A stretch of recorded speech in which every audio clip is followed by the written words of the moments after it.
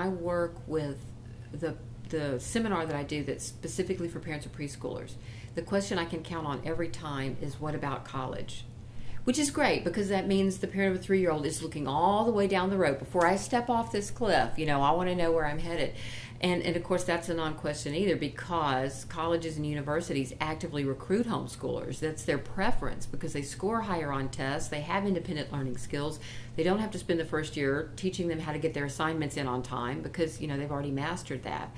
It was actually kind of a surprise or a learning experience to me. Heritage has some fantastic internship programs, and we have quite a few interns come through every year in different classes.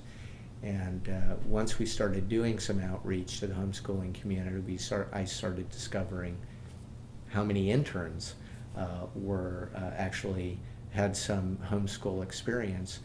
And then we started finding, well, not only some of the interns have homeschooling experience, there's quite a few employees. There were actually employees in our division that we didn't necessarily know about were homeschooled, and they're great people.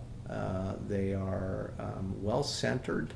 They are very professional. I mean, Heritage is a very competitive place to work at, and so they're accomplished and skilled. The pudding is the proof, as went the old proverb.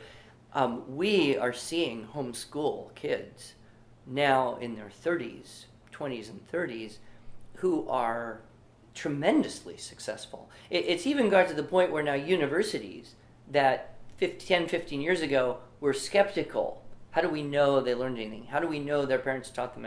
How do we know? They're now going out chasing homeschool students because they've got a reputation of being excellent students and being very successful in the university and postgraduate area. And we have a high expectation. I mean, if you look at how well homeschoolers do in general, you should have a high expectation that they're going to be a disproportionate number of our future leaders. They complete college in less time than the average child who graduated from public school. The average homeschooler completes college in 3.5 to 5 years, where the statistics right now, the average public schooler takes 5 to 7 years. He was interacting with the other students and asking them what they learned in their first 2 years of college. I believe the word he used, he just thought it was pathetic. I think what happened was the demonstration of the excellence of the educational model. So many people have seen the results, the test results, the SAT scores, the ability to perform in college. When we started, college admissions process was grueling. And now at these conferences, you'll find colleges have booths down here recruiting homeschool students. And so the environment has changed tremendously. And so I really attribute a lot of the growth to the fact that the educational excellence in this type of education has proven itself, and many parents are saying, I want the best for my kids. Regardless of whether they're coming from a Christian background or another religious background, we're seeing the growth of homeschooling across the spectrum, including even in the secular world. So the homeschool graduates now that we are seeing data come back on are the ones that have more degrees, more success, and they have the higher paying jobs. I've also, for the past 15 years, been teaching high school classes for homeschool kids.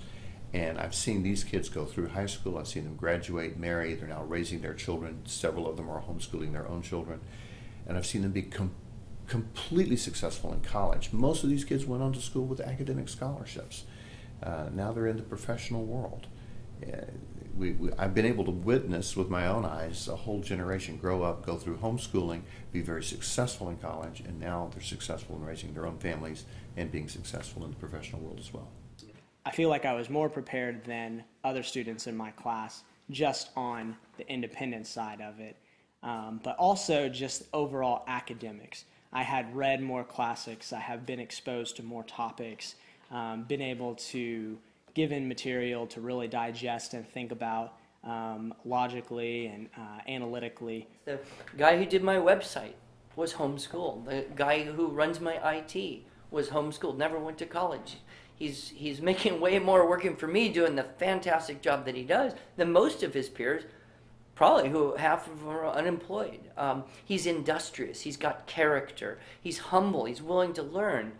I guess if you had to say one thing that, not all, of course, there's going to be failures, but most homeschoolers that are grown up that I meet are people of very good character. And as a businessman who has to hire people, that's more important. Character is more important than skills. People can learn skills. People can get information. But who they are, that's formed in the early years. And I think a lot of people in the homeschooling, particularly in the Christian homeschooling world, that's a top priority for them, and it's paying off in the marketplace.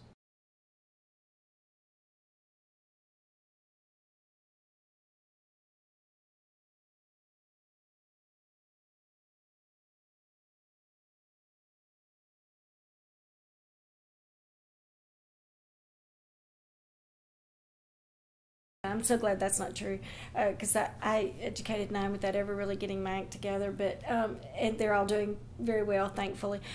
No, what I'm trying to say is that it has to be the motivation of the parent. Because you're never going to get to the end of your life, and God's not going to say to you, by the way, you kept a really clean house, and you're not going to, be dead in your coffin, and your kids are not going to eulogize and say, boy, Mom really kept a tight ship. You don't want her to say that.